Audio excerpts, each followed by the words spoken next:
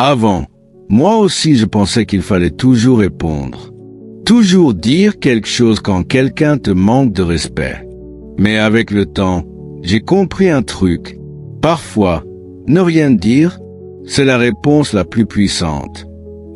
Le problème, c'est que la plupart des gens vivent en réaction. Quelqu'un parle, ils répondent. Quelqu'un les provoque, ils réagissent. Quelqu'un les manque de respect, ils explosent. Et sans même s'en rendre compte, ils donnent tout le pouvoir aux autres. Dans cette vidéo, je vais te montrer quelque chose de différent. Pas des conseils basiques que tout le monde répète, mais une manière de penser qui peut vraiment changer ta façon de vivre. On va parler de silence, de contrôle, de respect, et surtout de cette capacité à rester calme, même quand tout te pousse à réagir. Parce que la vérité, c'est que ceux qui contrôlent leurs réactions contrôlent leur vie. Mais on va commencer par quelque chose que presque personne ne comprend vraiment. Le silence. Le silence n'est pas une absence, c'est une présence maîtrisée. Dans un monde saturé de bruit, de réactions instantanées et d'opinions jetées comme des projectiles, choisir de se taire devient un acte presque révolutionnaire. Le stoïcisme ne voit pas le silence comme une faiblesse ou une fuite, mais comme une forme de contrôle supérieur. Se taire, ce n'est pas ne rien dire, c'est refuser de parler inutilement. C'est comprendre que toutes les batailles ne méritent pas une réponse, que toutes les provocations ne méritent pas une réaction. Le silence devient alors une frontière invisible entre toi et le chaos extérieur. Il protège ton énergie, il structure ta pensée, et surtout, il révèle une chose essentielle. Celui qui maîtrise ces mots maîtrise déjà une grande partie de sa vie. L'être humain moderne est conditionné à réagir. Dès qu'une émotion surgit, colère, frustration, injustice, le réflexe est immédiat. Répondre, se défendre, attaquer. Mais le stoïcien fait exactement l'inverse. Il ralentit, il observe, il se tait. Le silence devient alors un espace où l'émotion perd de son intensité. Ce moment suspendu empêche les mots irréversibles, les décisions impulsives et les regrets inutiles. Ce n'est pas un refoulement, c'est une digestion émotionnelle. En gardant le silence, tu ne nies pas ce que tu ressens. Tu choisis simplement de ne pas en être esclave. Et dans ce choix, il y a une forme de puissance froide, presque intimidante, car peu de gens sont capables de rester calmes quand tout en eux brûle. Dans les interactions humaines, le silence a un impact que les mots ne peuvent pas égaler. Une réponse peut être contestée, interprétée, retournée contre toi. Le silence, lui, laisse un vide, et ce vide dérange. Il pousse l'autre à réfléchir, à douter, parfois même à se remettre en question. Celui qui parle trop s'expose, celui qui se tait observe et comprend. Dans une discussion, celui qui maîtrise le silence contrôle souvent le rythme. Il choisit quand intervenir, quand laisser planer un malaise, quand laisser l'autre se dévoiler. Ce n'est pas de la manipulation, c'est de la lucidité stratégique. Le silence devient alors une forme de communication subtile, presque invisible, mais terriblement efficace. Se taire face au monde, c'est aussi apprendre à s'écouter soi-même. Trop de bruit extérieur empêche une introspection réelle. Le silence crée un espace intérieur où tes pensées deviennent plus claires, plus structurées. Tu commences à distinguer ce qui est vraiment à toi de ce qui t'a été imposé par les autres. Dans cette solitude sonore, tu construis une identité plus solide, moins dépendante du regard extérieur. Le stoïcien ne cherche pas à être compris à tout prix, il cherche d'abord à se comprendre lui-même. Et cette compréhension passe inévitablement par le silence. L'un des plus grands tests du silence, c'est le manque de respect. Lorsqu'on te provoque, qu'on te rabaisse ou qu'on te sous-estime, la réaction instinctive est de répondre pour défendre ton ego.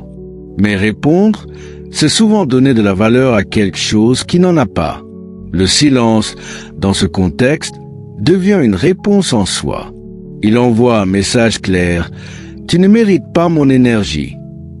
Ce n'est pas de la faiblesse, C'est une hiérarchisation intelligente de ton attention. Tout ne mérite pas ton intervention. Et parfois, le plus grand signe de respect envers toi-même, c'est de ne pas réagir.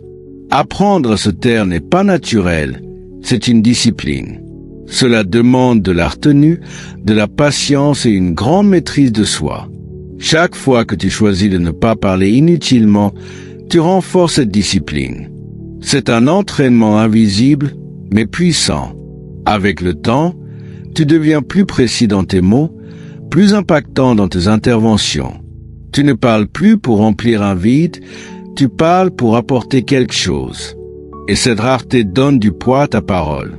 Le silence, paradoxalement, améliore la qualité de ce que tu dis.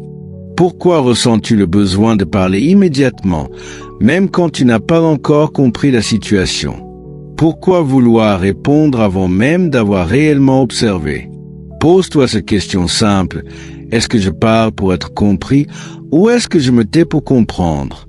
Le silence te donne un avantage que peu exploitent. Il te permet de voir sans être vu, de capter ce que les autres révèlent sans le vouloir. Comme le disait souvent l'esprit stoïcien, nous avons 2 oreilles et une seule bouche pour écouter 2 fois plus que nous parlons. Quand tu restes silencieux, tu remarques les incohérences, les intentions cachées, les détails que le bruit efface. Alors demande-toi, combien de vérités as-tu manqué simplement parce que tu étais occupé à parler? Il existe un autre niveau de silence, plus profond, le silence intérieur. Ce n'est pas seulement ne pas parler, c'est apaiser le dialogue constant dans ta tête. Les pensées inutiles, les scénarios imaginaires, les inquiétudes permanentes, tout cela crée un bruit mental qui fatigue et désoriente. Le stoïcisme invite à réduire ce bruit, à revenir à l'essentiel. Quand ton esprit devient plus calme, tu prends de meilleures décisions, tu réagis moins, tu choisis plus. Ce silence intérieur est difficile à atteindre, mais une fois installé, il devient une source de stabilité rare. Pourquoi veux-tu toujours répondre tout de suite? Pourquoi cette urgence constante de réagir? Est-ce vraiment nécessaire ou est-ce juste ton ego qui refuse d'attendre? Le silence t'apprend quelque chose de fondamental. Tout ne mérite pas une réponse immédiate. Parfois, le temps fait mieux le travail que les mots. Si cela ne sert ni la vérité, ni la justice, pourquoi parler? Cette question est brutale, mais elle est essentielle. Imagine combien de conflits auraient été évités si quelqu'un avait simplement choisi de se taire quelques instants de plus. Alors demande-toi, dans combien de situations aurais-tu gagné en restant silencieux au lieu de vouloir avoir le dernier mot? Le silence, bien utilisé, devient une signature personnelle. Il reflète une maîtrise, une profondeur, une stabilité que peu de gens possèdent.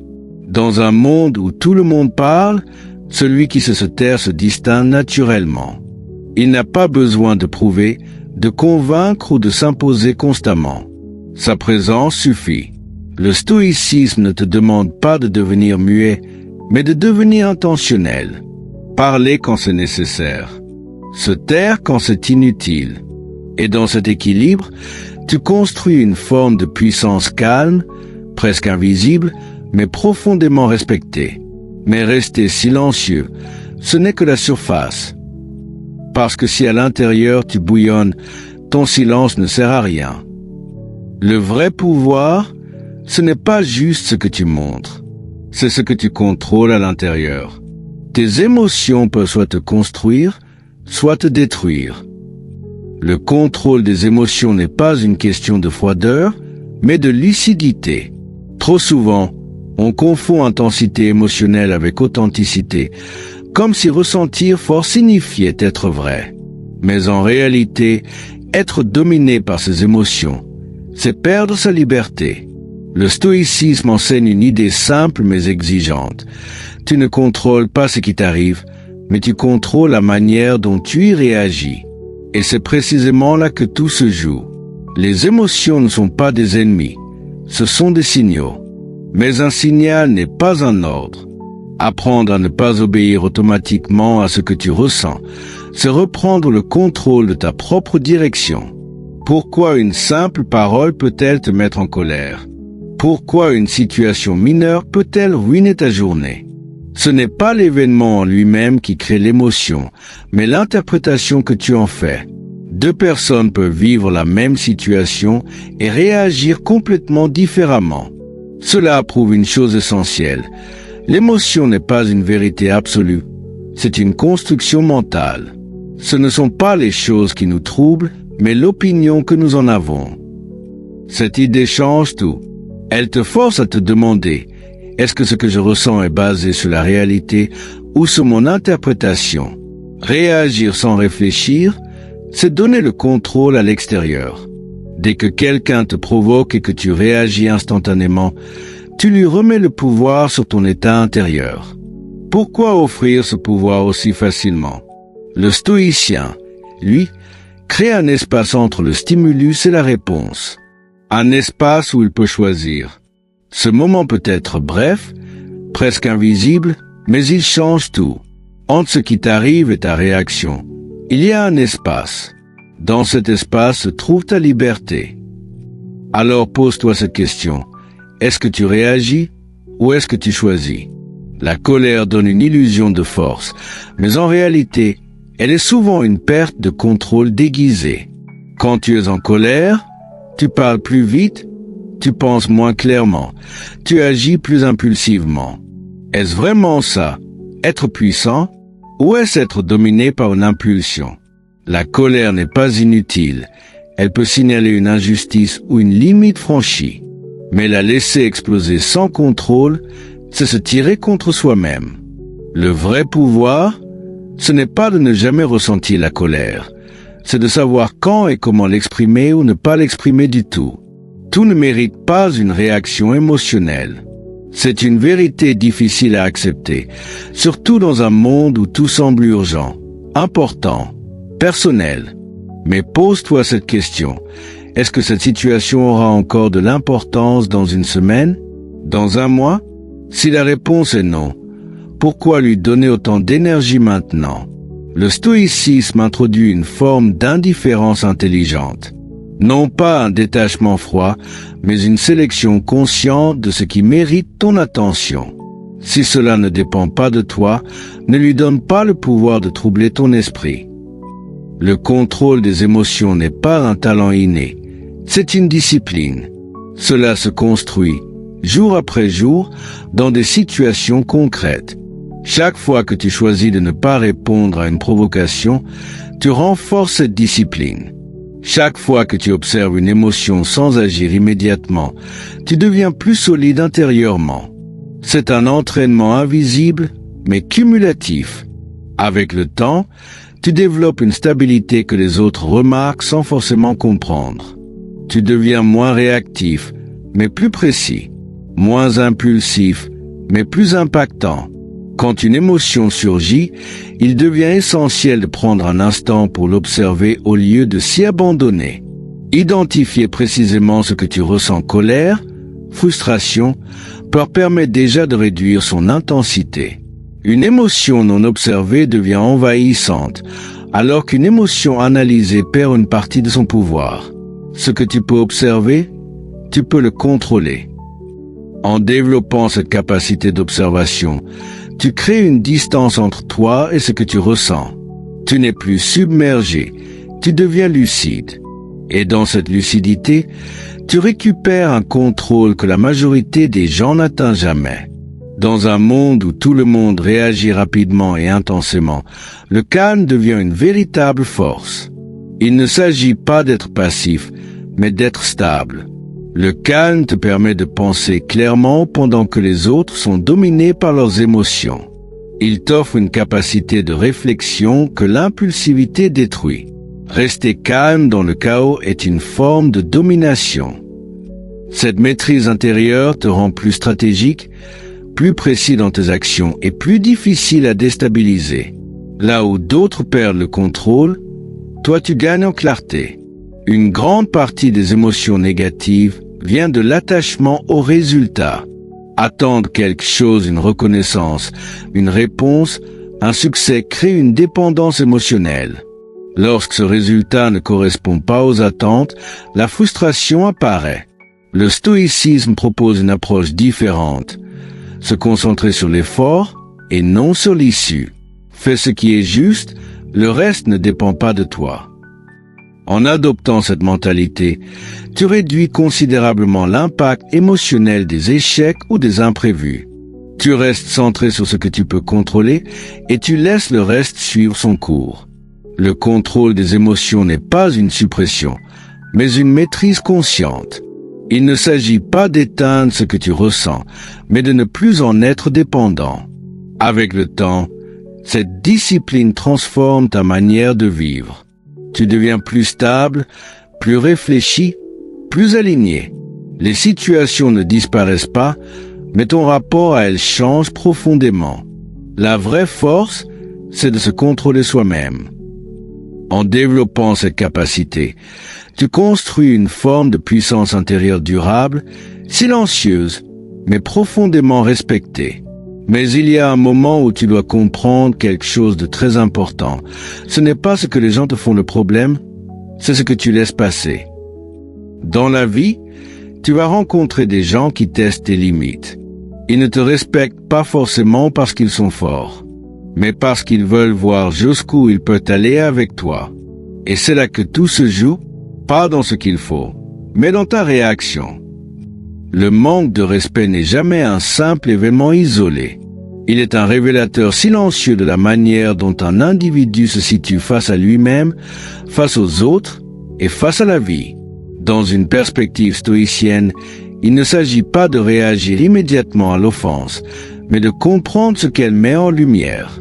Chaque acte de dénigrement, chaque parole déplacée, chaque attitude méprisante agit comme un miroir brut, dépourvu de filtre, qui expose les dynamiques invisibles des relations humaines et surtout les zones sensibles de notre propre intériorité.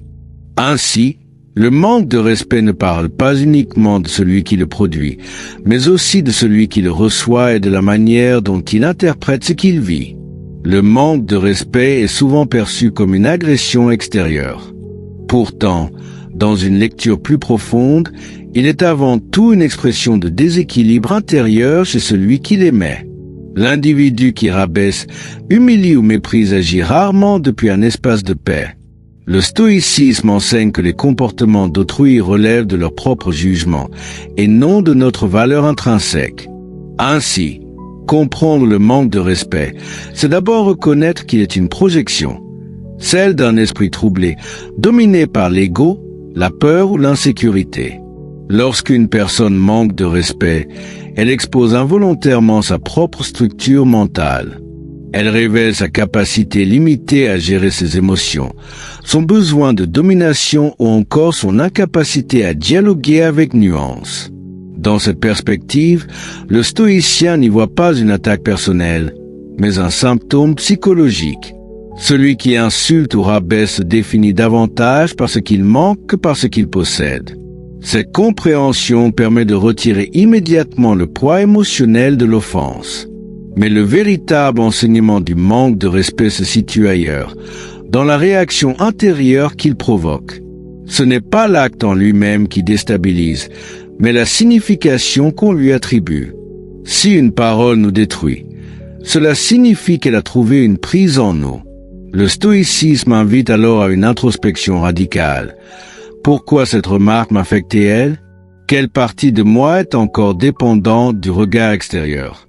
Ainsi, le manque de respect devient un outil de connaissance de soi, un révélateur de vulnérabilité non maîtrisée. Dans la philosophie stoïcienne, rien n'est réellement offensant sans le jugement que nous y ajoutons. Deux individus peuvent subir la même insulte. L'un s'effondre, l'autre reste impassible. La différence ne réside pas dans l'événement, mais dans la perception. Reprendre le contrôle de cette perception, c'est reprendre le pouvoir sur son monde intérieur. Le manque de respect cesse alors d'être une blessure et devient une information neutre, dénuée de charge émotionnelle excessive. La véritable force ne réside pas dans la réponse immédiate, mais dans la retenue consciente. Ne pas réagir sous l'impulsion, ne pas laisser l'ego diriger la réponse, demande une discipline intérieure profonde. Le stoïcien observe, analyse, puis choisit. Cette distance émotionnelle n'est pas de l'indifférence, mais une maîtrise. Le manque de respect perd alors son pouvoir destructeur, car il n'est plus nourri par une réaction excessive. La véritable force ne réside pas dans la réponse immédiate, mais dans la retenue consciente. Ne pas réagir sous l'impulsion, ne pas laisser l'ego diriger la réponse, demande une discipline intérieure profonde. Le stoïcien observe, analyse, puis choisit. Cette distance émotionnelle n'est pas de l'indifférence, mais une maîtrise. Le manque de respect perd alors son pouvoir destructeur, car il n'est plus nourri par une réaction excessive. Avec le temps et la pratique, le regard change profondément. Ce qui était autrefois une offense devient un signal, un indicateur du niveau de maturité émotionnelle de l'environnement, mais aussi de soi-même. Le stoïcisme ne cherche pas à éliminer les situations de manque de respect, mais à transformer la manière dont elles sont intégrées. L'individu cesse d'être une victime émotionnelle pour devenir un observateur lucide de la nature humaine. La véritable liberté ne consiste pas à être respecté en permanence par les autres, mais à ne plus dépendre de ce respect pour conserver sa stabilité intérieure. Celui qui reste calme face au mépris possède une autonomie que peu comprennent. Il n'est plus manipulable par les jugements extérieurs. Il avance dans le monde sans être constamment affecté par les fluctuations des comportements humains. Cette liberté est l'un des piliers les plus profonds du stoïcisme. Le manque de respect, loin d'être uniquement une agression, est un révélateur multidimensionnel. Il expose les limites de celui qui l'émet, les fragilités de celui qui le reçoit, et surtout, la relation que chacun entretient avec son propre esprit. Dans une lecture stoïcienne, il devient un outil de croissance intérieure plutôt qu'une source de souffrance. Comprendre cela, c'est commencer à se détacher progressivement du pouvoir que les autres ont sur nos émotions. Et dans ce détachement se trouve une forme de maîtrise rare, celle de rester stable, lucide et centré, indépendamment du chaos extérieur. Mais laisse-moi te dire quelque chose d'encore plus profond. Tu n'as pas besoin de te venger, la vie s'en charge déjà. Beaucoup de gens doutent du karma, mais ils oublient une chose simple: chaque action a une conséquence. Parfois lente, mais toujours réelle. La notion de karma traverse les cultures, les croyances et les époques comme une idée persistante. Celle selon laquelle chaque action produirait une conséquence inévitable, comme si l'univers possédait une forme de justice automatique. Mais lorsque l'on adopte une lecture stoïcienne, cette idée mérite d'être examinée avec plus de rigueur. Est-ce une réalité objective qui gouverne le destin humain, ou une construction mentale destinée à donner du sens à un monde parfois chaotique? Comprendre le karma ne consiste pas seulement à croire ou à douter, mais à analyser ce qu'il révèle sur notre perception des causes, des effets et de la responsabilité personnelle. Le karma, dans son essence originelle, repose sur un principe simple: chaque action génère une conséquence, visible ou invisible, immédiate ou différée. Dans de nombreuses traditions spirituelles, il est perçu comme une loi morale universelle, indépendante de l'intervention humaine. Cette vision donne une cohérence rassurante au chaos apparent de la vie. Cependant, d'un point de vue stoïcien, il est essentiel de distinguer la loi naturelle de la projection morale que l'on y ajoute. Les événements suivent des chaînes de causalité, mais ces chaînes ne sont pas nécessairement guidées par une intention morale. Dans la philosophie stoïcienne, tout événement découle d'une suite de causes naturelles. Rien n'est totalement isolé, mais tout n'est pas non plus chargé d'une intention morale supérieure. Ce que l'on appelle karma peut alors être recontextualisé comme une simple continuité de causes et d'effets. Une action entraîne des conséquences non pas parce qu'un système invisible juge, mais parce que la réalité fonctionne selon des interactions logiques et parfois imprévisibles. Ainsi, le stoïcisme remplace la notion de jugement cosmique par celle de compréhension rationnelle. L'être humain a tendance à interpréter les événements à travers un prisme moral. Lorsqu'une personne qui agit mal subit une conséquence négative, il est fréquent de dire que le karma a frappé. Cette lecture est psychologiquement satisfaisante, car elle rétablit une forme d'équilibre émotionnel. Pourtant, elle simplifie excessivement la complexité du réel. Les événements ne sont pas toujours proportionnels, ni immédiats. Le stoïcisme invite à se méfier de ces interprétations rapides, qui relèvent plus du besoin de sens que de l'analyse objective. L'idée que l'univers compense systématiquement les injustices repose sur un désir profond, celui de croire que rien n'échappe à une forme d'ordre moral. Cependant, l'observation du monde montre que la réalité est souvent plus neutre et plus indifférente que nous ne l'imaginons.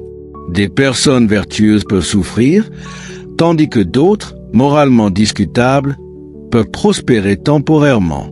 Cela ne signifie pas que la justice n'existe pas, mais qu'elle n'est pas toujours immédiate, ni garantie par une force externe. Le stoïcisme préfère déplacer la justice vers l'intérieur, dans les choix, les intentions et la maîtrise de soi. Plutôt que de croire en un retour automatique des actions, le stoïcisme insiste sur la responsabilité personnelle. Chaque individu est responsable de ses choix et de leurs conséquences directes dans le monde réel. Si une action entraîne une réaction sociale, psychologique ou matérielle, cela relève de la dynamique naturelle des relations humaines et non d'un mécanisme mystique. Cette approche renforce le pouvoir personnel, car elle retire l'idée d'un système extérieur qui punirait ou récompenserait à notre place. Est-ce que tu t'es déjà demandé pourquoi tu ressens parfois le besoin de croire que chaque chose a une punition ou une récompense cachée? Est-ce que ce n'est pas plus rassurant de penser que tout est équilibré automatiquement, même quand la réalité semble injuste? Nous souffrons plus dans l'imagination que dans la réalité. Sénèque. Le problème, ce n'est pas de croire au karma comme symbole. Le problème, c'est quand tu commences à voir chaque événement comme un jugement. Quand une difficulté arrive, tu dis « j'ai dû mériter ça ». Mais qui t'a donné cette certitude? Et sur quelle base l'univers serait-il obligé de te récompenser ou de te punir? Et si le karma n'était pas une vérité, mais une manière de te rassurer face au chaos? Est-ce que tu préfères croire que tout est écrit quelque part, plutôt que d'accepter que certaines choses n'ont pas de sens immédiat? Ce qui trouble les hommes, ce ne sont pas les choses, mais les jugements qu'ils portent sur les choses. Épithète. Quand tu dis le karma va s'en charger, est-ce que ce n'est pas une façon de déléguer ton pouvoir, de te dire que tu n'as rien à faire parce qu'un système invisible va corriger les injustices à ta place? Mais pose-toi une vraie question. Si tu crois que tout est déjà équilibré, pourquoi agir avec précision, discipline et responsabilité? Plutôt que de voir le karma comme une loi mystique, on peut l'interpréter comme une logique de conséquences. Les actions façonnent progressivement la réputation, les relations, les opportunités et même la stabilité mentale. Une attitude destructrice engendre naturellement des environnements instables, tandis qu'une attitude disciplinée crée des conditions plus cohérentes. Il ne s'agit pas d'un retour mystique, mais d'un enchaînement rationnel de causes observables. Le karma, lorsqu'il est analysé à travers une perspective stoïcienne, perd son caractère mystique pour devenir une métaphore de la causalité. Il n'est ni totalement réel dans sa dimension punitive et cosmique, ni totalement illusoire dans sa lecture des conséquences. Ce qui existe réellement, ce sont les effets naturels des actions humaines dans un monde structuré par des relations de cause à effet. Comprendre cela permet de sortir d'une vision passive du destin et de revenir à une posture plus lucide, celle où chaque individu devient pleinement responsable de ses choix, sans attendre un jugement extérieur, mais en assumant les conséquences réelles de sa manière d'agir dans le monde. Maintenant, si tu veux vraiment passer à un autre niveau, rien de tout ça ne fonctionne sans discipline. La discipline, ce n'est pas être parfait. C'est faire ce que tu dois faire, même quand tu n'en as pas envie. C'est ça qui crée une vraie différence. La discipline mentale n'est pas un don réservé à une élite silencieuse ou à des figures historiques figées dans le marbre. Elle est une construction intérieure, lente, exigeante, presque invisible, mais profondément transformatrice. Dans un monde saturé de distractions, d'impulsions et de réactions immédiates, elle devient une forme de souveraineté personnelle. Être discipliné mentalement, ce n'est pas se priver de liberté, c'est apprendre à ne plus en être l'esclave. Ce travail intérieur, souvent imperceptible de l'extérieur, définit pourtant la qualité de chaque décision, de chaque émotion et de chaque trajectoire de vie. La discipline mentale, dans une perspective stoïcienne moderne, n'est pas une rigidité, mais une lucidité constante face à soi-même. La discipline mentale ne consiste pas à supprimer les pensées, mais à ne plus leur obéir aveuglément. L'esprit humain est naturellement mouvant, instable, traversé par des impulsions contradictoires. Sans structure intérieure, il devient un espace de chaos permanent. La discipline mentale commence donc par une observation froide et honnête de ses propres mécanismes. Elle exige de reconnaître que la majorité des souffrances ne viennent pas des événements eux-mêmes, mais de l'interprétation que l'on en fait. Cette prise de conscience marque le début d'une transformation profonde. L'attention est la ressource la plus précieuse de l'esprit humain. Là où elle se pose, la vie se structure. Pourtant, elle est constamment sollicitée, fragmentée, dispersée. La discipline mentale consiste à reprendre possession de cette attention. Ne plus la laisser être capturée par l'instantané, par l'émotion brute ou par les stimuli extérieurs. C'est un entraînement quotidien, presque invisible, mais décisif. Diriger son attention, c'est déjà diriger sa vie. Les émotions ne sont pas des ennemis, elles sont des signaux. Mais lorsqu'elles prennent le contrôle total de l'esprit, elles transforment l'individu en simple réaction biologique. La discipline mentale consiste à créer un espace entre le stimulus et la réponse. Dans cet intervalle minuscule réside toute la liberté humaine. C'est là que naît la capacité de choisir plutôt que de subir. Un esprit discipliné ne nie pas l'émotion, il la traverse sans s'y perdre. La discipline mentale ne se mesure pas à des pics d'intensité, mais à la régularité des efforts invisibles. Elle se construit dans les répétitions silencieuses, dans les choix ordinaires, dans les moments où personne ne regarde. La constance est ce qui transforme une intention fragile en identité stable.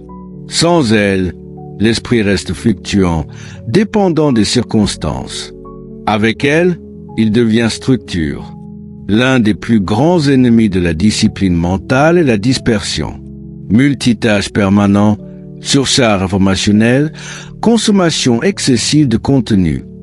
Tout cela fragmente l'esprit. La discipline mentale impose une forme de retour à l'unité. Faire une chose à la fois. Penser une idée jusqu'au bout. Résister à la tentation de la stimulation constante. C'est dans cette sobriété mentale que naît la clarté. Tu n'es pas ce que tu ressens, tu es ce que tu choisis de croire. Le dialogue intérieur façonne la perception du réel. Un esprit non discipliné se raconte des récits chaotiques, dramatiques, souvent irréels. Un esprit discipliné observe ses pensées sans s'identifier immédiatement. Cette distance intérieure permet une forme de lucidité rare, celle qui ne réagit pas dans l'urgence, mais qui analyse dans le calme. Notre époque valorise la gratification immédiate. Tout est rapide, accessible, instantané. Pourtant, la discipline mentale s'inscrit dans une logique opposée, celle du temps long. Ce qui est facile aujourd'hui devient souvent lourd demain. Apprendre à retarder la satisfaction, à supporter l'inconfort temporaire, c'est renforcer la structure mentale. Chaque renoncement volontaire à l'immédiat construit une forme de puissance intérieure. La discipline mentale ne se développe pas dans le bruit constant des autres, mais dans les moments de silence et de confrontation avec soi-même. La solitude n'est pas un vide, mais un révélateur. Que fais-tu quand personne ne te regarde? C'est dans ces instants que l'esprit montre sa véritable nature. Fuir la solitude, c'est souvent fuir la vérité sur soi-même. L'accepter, C'est commencer à se structurer intérieurement. Les difficultés ne détruisent pas l'esprit discipliné, elles le révèlent. Chaque obstacle devient une occasion de stabilisation intérieure. Là où certains s'effondrent, d'autres se renforcent. La discipline mentale ne promet pas une vie sans chaos, mais une stabilité au milieu du chaos. C'est cette capacité à rester fonctionnel dans l'incertitude qui définit la véritable force intérieure. La discipline mentale n'est pas un état final, mais un processus continu. Elle ne se conquiert pas une fois pour toutes, elle se reconstruit chaque jour. Elle est silencieuse, souvent invisible, mais elle change radicalement la trajectoire d'une existence. Dans une perspective stoïcienne moderne, elle représente la forme la plus élevée de liberté, celle qui ne dépend ni des circonstances, ni des émotions, mais d'une maîtrise consciente de soi. Celui qui discipline son esprit ne contrôle pas le monde. Il se rend simplement inébranlable face à lui. Et quand tu développes tout ça, tu deviens quelqu'un que les gens n'arrivent plus à lire. Être calme, ce n'est pas être faible. C'est être en contrôle, dans un monde où tout le monde réagit sans réfléchir. Le calme est souvent perçu comme une absence de réaction, une forme de neutralité émotionnelle, voire une faiblesse dans un monde qui valorise l'excès, la rapidité et la démonstration. Pourtant, cette perception est superficielle. Dans une lecture plus profonde, notamment stoïcienne, le calme n'est pas une absence de force, mais une maîtrise de celle-ci. Être calme, ce n'est pas être vide, c'est être structuré. C'est posséder un esprit qui ne se laisse pas déstabiliser par les variations extérieures. Et dans un environnement où la majorité réagit impulsivement, celui qui reste stable devient, par contraste, imprévisible et donc potentiellement dangereux. Le calme n'est pas une posture sociale, ni une stratégie de façade. C'est une architecture intérieure.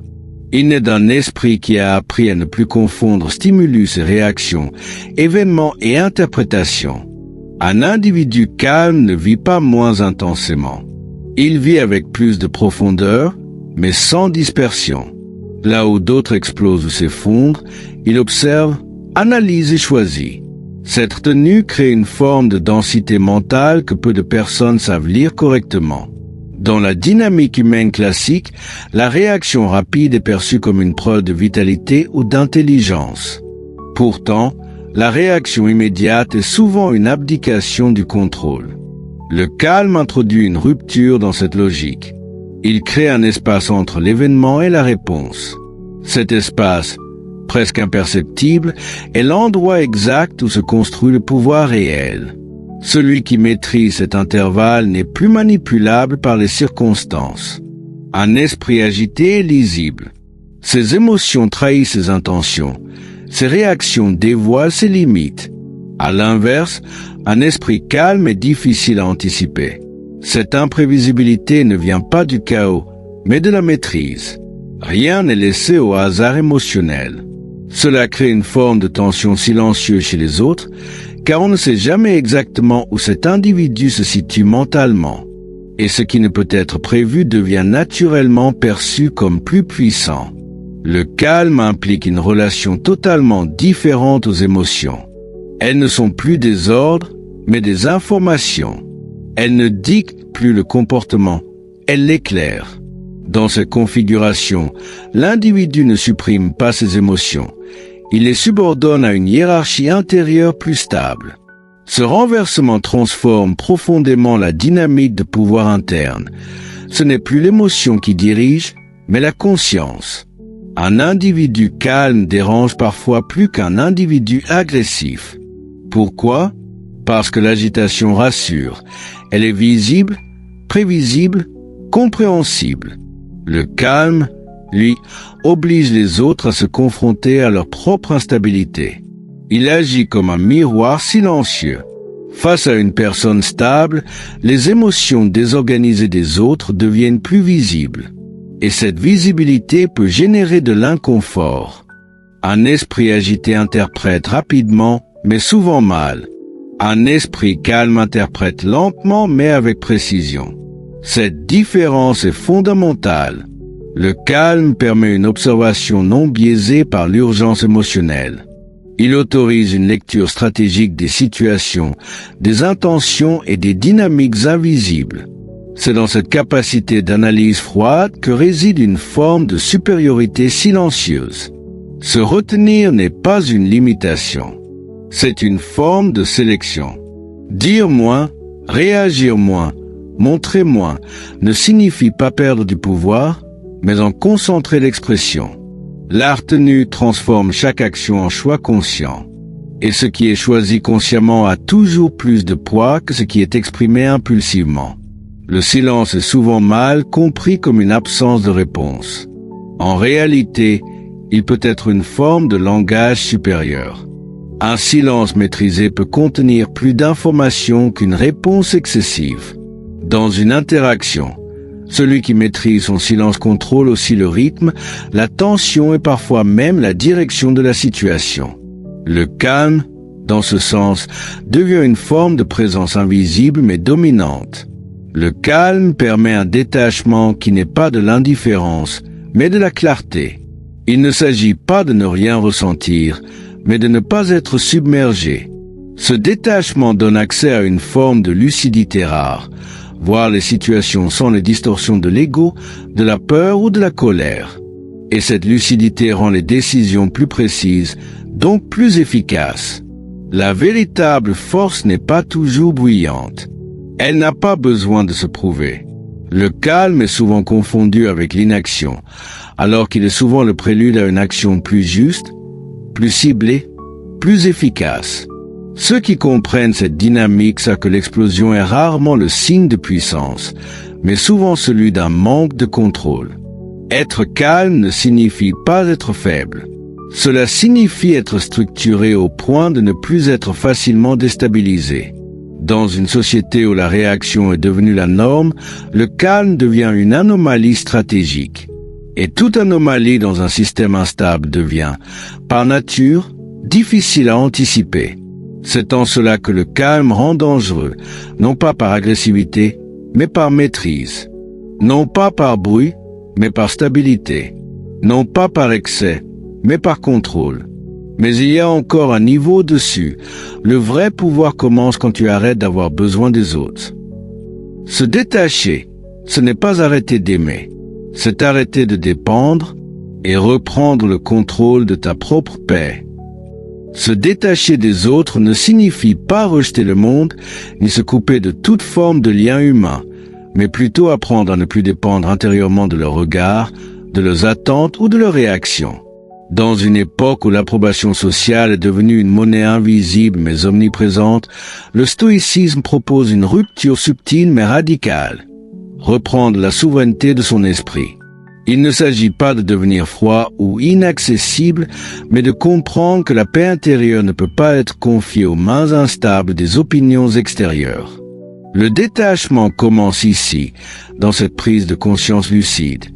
Ce que les autres pensent de toi ne définit ni ta valeur, ni ta direction. Le stoïcisme enseigne que la majorité des souffrances humaines ne proviennent pas des événements eux-mêmes, mais de l'interprétation que nous en faisons. Ainsi, le regard des autres devient un miroir déformant lorsque nous lui donnons trop d'importance.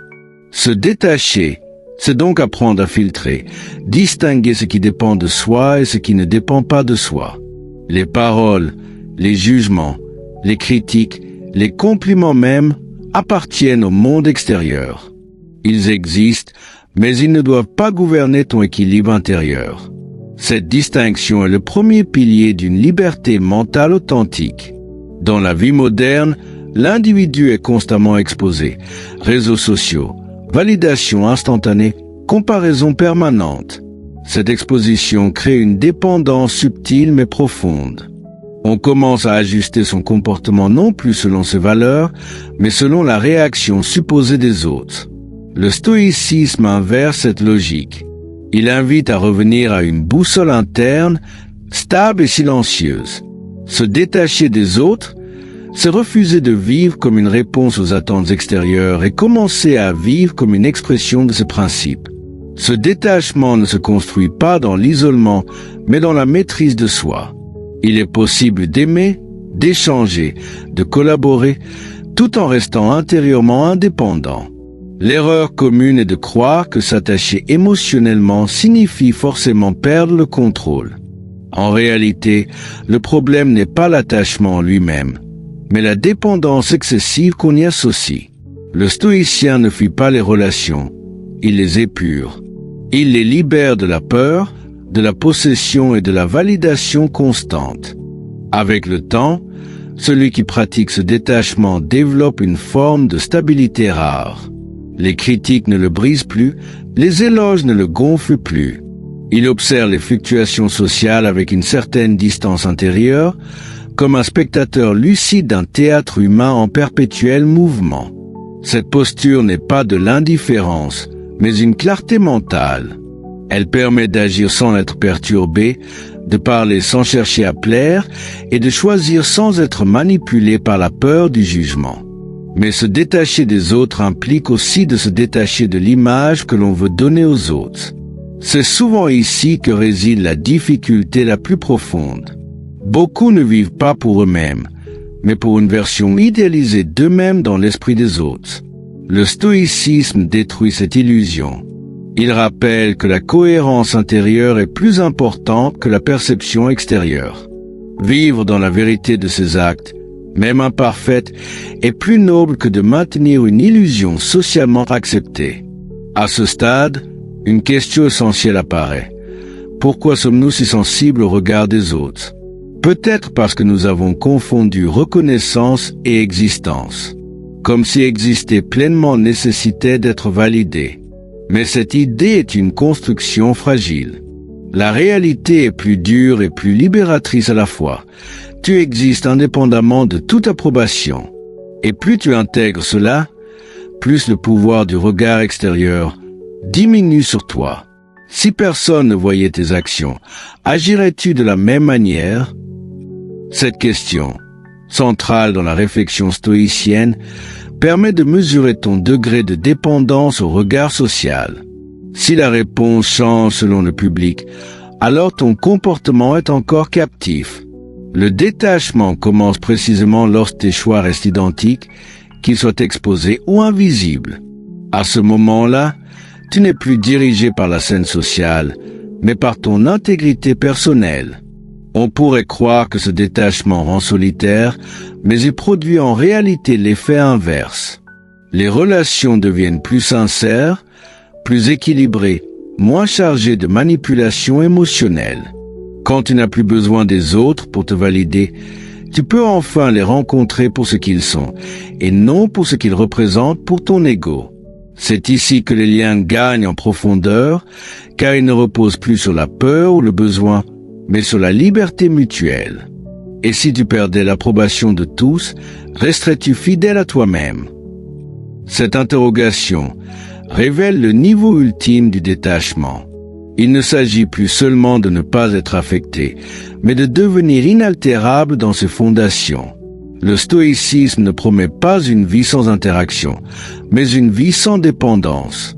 Et dans cette autonomie intérieure, l'esprit cesse d'être esclave des fluctuations sociales pour devenir un espace stable, silencieux et souverain. Ainsi, le détachement des autres n'est pas une fuite, mais une élévation. Une manière de sortir du chaos des opinions pour entrer dans la cohérence de soi. Plus tu avances dans cette discipline, plus tu comprends que la véritable liberté ne consiste pas à être accepté par tous, mais à ne plus avoir besoin de l'être. C'est une forme de maturité mentale où le regard des autres devient un bruit de fond et non plus une direction. En conclusion, se détacher des autres selon le stoïcisme, c'est apprendre à vivre centré, stable et conscient, dans un monde qui cherche constamment à te disperser. C'est refuser la servitude invisible du jugement social pour retrouver une autorité intérieure.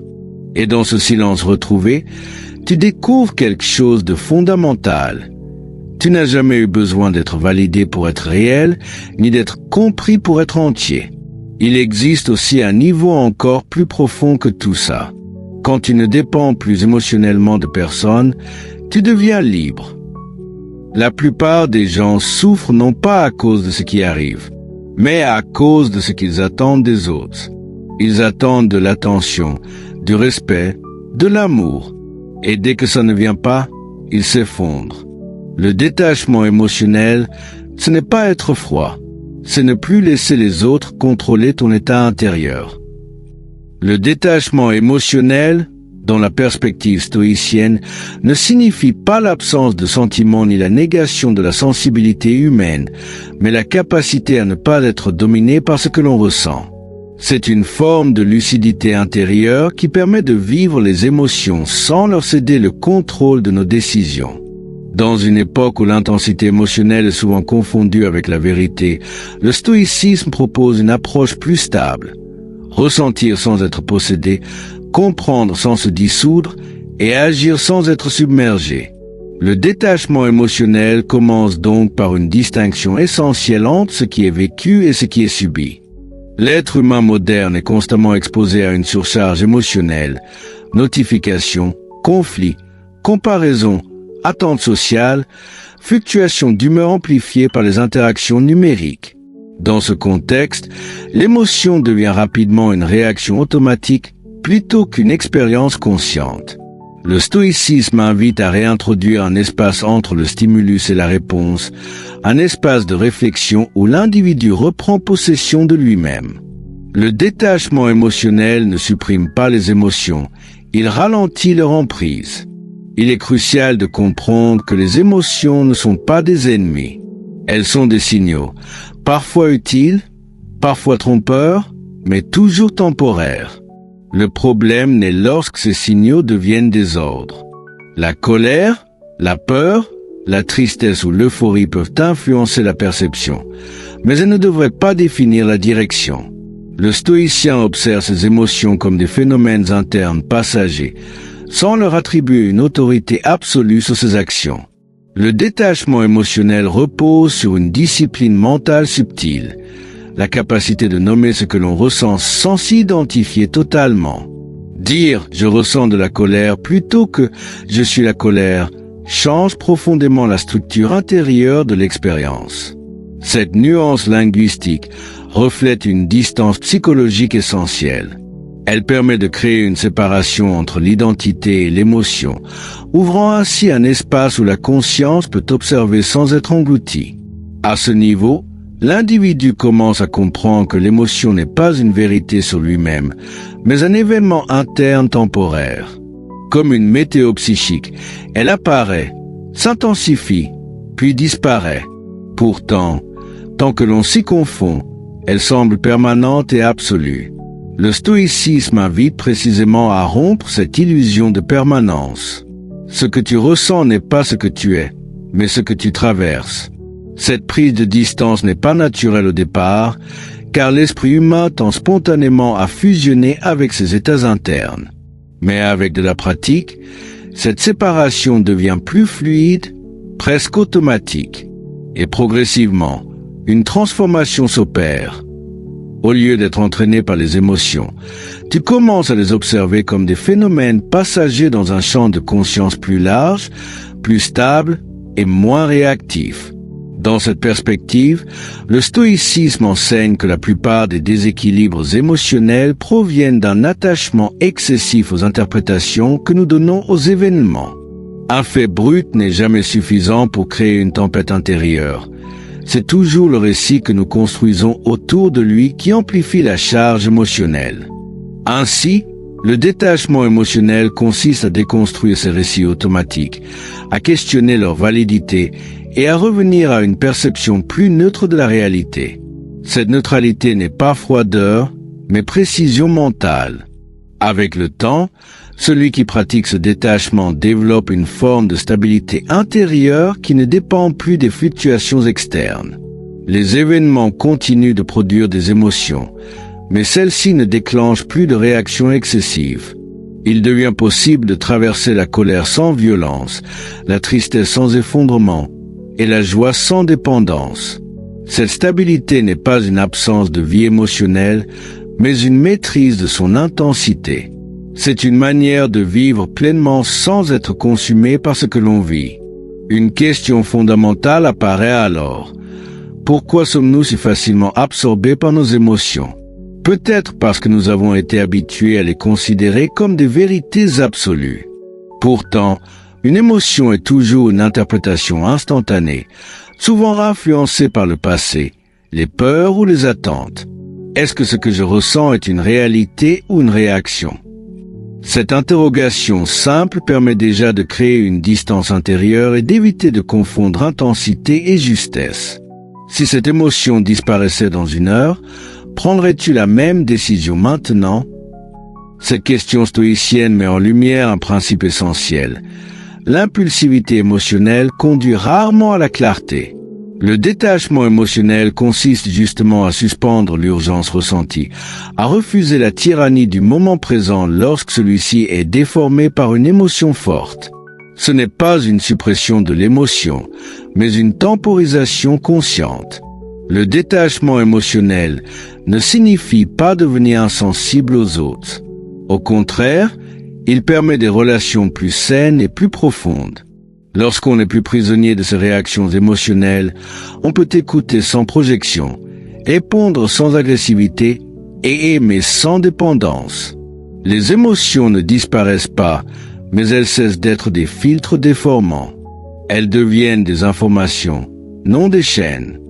Est-ce que tu réagis ou est-ce que tu choisis de répondre? Cette distinction est au cœur de la maîtrise stoïcienne. Réagir, c'est être gouverné par l'émotion. Répondre, c'est agir à partir d'une conscience élargie, où l'émotion est reconnue mais non dominante. C'est ici que se joue la véritable liberté intérieure. La capacité de ne pas être dicté par ce qui se passe en soi, mais de rester l'auteur de ses actes malgré ce qui se passe en soi. À mesure que ce détachement s'installe, l'individu cesse d'être une surface de réaction et devient un espace d'observation. Les émotions passent comme des vagues, mais ne détruisent plus le centre. Cette posture n'est pas une fuite du monde émotionnel, mais une intégration supérieure de celui-ci. On ne supprime pas les tempêtes, on apprend à ne plus être le navire sans gouvernail. En conclusion, le détachement émotionnel selon le stoïcisme n'est pas une extinction du ressenti, mais une transformation de la relation que l'on entretient avec lui. C'est le passage d'une vie subie émotionnellement à une vie observée et dirigée consciemment. Et dans cette distance intérieure, paradoxalement, l'expérience humaine devient plus claire, plus stable et plus profonde, car elle n'est plus brouillée par la domination des réactions immédiates. Et quand tu commences à te détacher, tu réalises que parler est souvent inutile. Ce sont tes actions qui parlent pour toi. Beaucoup de gens veulent prouver qu'ils sont avec des mots. Ils parlent trop, expliquent trop, justifient trop. Mais les personnes vraiment fortes, elles ne parlent pas beaucoup. Elles avancent, elles construisent, et elles laissent les résultats parler à leur place. La force du silence dans les actions, selon une lecture stoïcienne, ne renvoie pas à l'absence de communication, mais à une forme de maîtrise supérieure de soi, où l'action précède l'explication, et où la cohérence remplace le besoin constant de justification. Dans un monde saturé de paroles, d'expositions et de réactions immédiates, le silence devient une posture rare, presque subversive, qui traduit une maturité intérieure, celle de celui qui n'a plus besoin de se prouver à travers le bruit. Le stoïcisme enseigne que la valeur d'un individu ne réside pas dans ce qu'il annonce, mais dans ce qu'il accomplit. Parler trop tôt dilue souvent la puissance de l'intention, car les mots créent une illusion de réalisation avant même que l'action ne soit concrétisée. Le silence, au contraire, conserve l'énergie de l'acte et protège la discipline contre la dispersion mentale. Il transforme la volonté en résultat plutôt qu'en promesse. Dans la société moderne, la parole est devenue une forme de validation sociale immédiate. On partage ses projets, ses ambitions, ses objectifs, parfois même avant de les avoir commencés. Ce réflexe crée une illusion de progression qui peut affaiblir la rigueur nécessaire à l'exécution. Le silence stoïcien agit ici comme un filtre. Il empêche la dispersion de l'énergie dans la recherche d'approbation extérieure et recentre l'individu sur l'essentiel, c'est-à-dire l'action concrète. Agir dans le silence, c'est également accepter que le processus est plus important que la reconnaissance. Beaucoup abandonnent leurs efforts non pas par manque de capacité, mais par manque de reconnaissance immédiate. Le silence protège donc l'action de cette dépendance au regard des autres.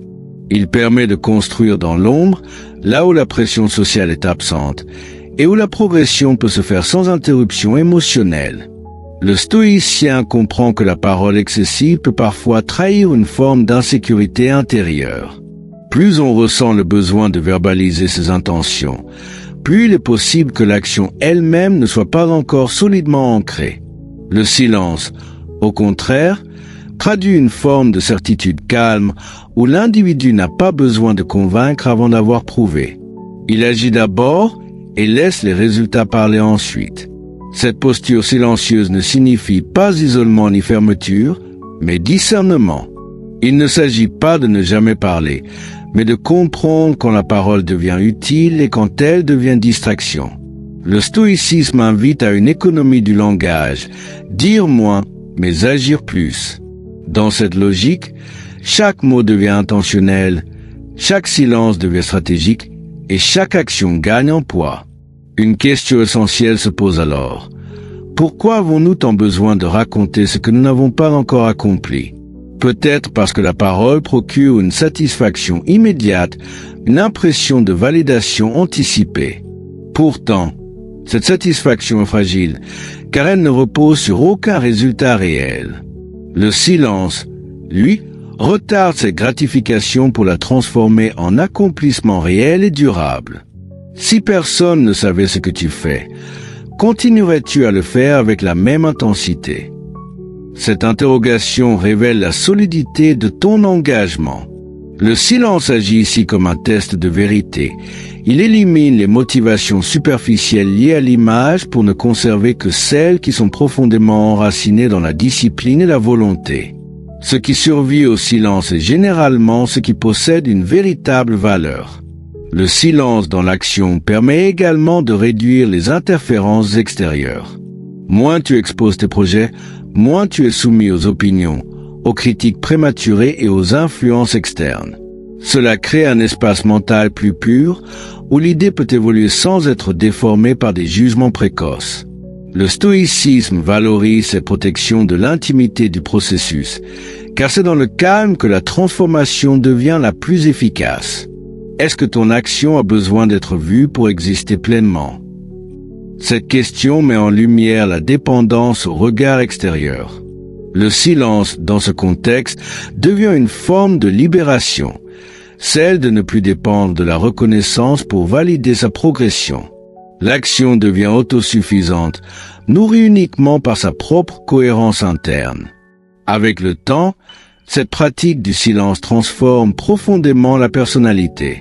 L'individu devient moins réactif, plus stable et surtout plus efficace. Ses actions prennent une densité particulière, car elles ne sont plus dispersées dans le besoin d'approbation. Le silence crée une gravité intérieure, une forme de présence calme qui impose le respect sans avoir besoin de le réclamer. En conclusion, la force du silence dans les actions selon le stoïcisme n'est pas une absence, mais une stratégie de maîtrise. C'est le choix de privilégier la substance sur l'apparence, la construction sur la déclaration et la réalité sur l'intention verbalisée. Dans ce silence, l'action devient plus pure, plus stable et plus puissante, car elle n'est plus contaminée par le bruit des attentes extérieures. Si tu es arrivé jusqu'ici, c'est que tu as compris quelque chose d'important. Le silence n'est pas de la faiblesse. Le contrôle de soi n'est pas de l'indifférence. Et le respect ne se réclame pas, il se construit. La vérité, c'est que la plupart des gens vivent en réaction. Ils répondent à tout, ils s'énervent vite, ils cherchent à prouver quelque chose à tout le monde. Mais ceux qui prennent une vraie longueur d'avance, ce sont ceux qui apprennent à se contrôler, à observer, à ne pas réagir pour rien.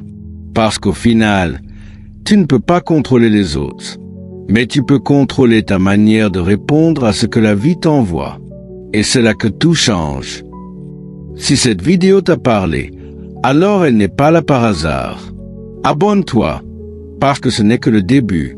Et rappelle-toi une chose, plus tu deviens calme à l'intérieur, plus tu deviens puissant à l'extérieur. Le monde respecte rarement ceux qui parlent, mais il finit toujours par respecter ceux qui se contrôlent.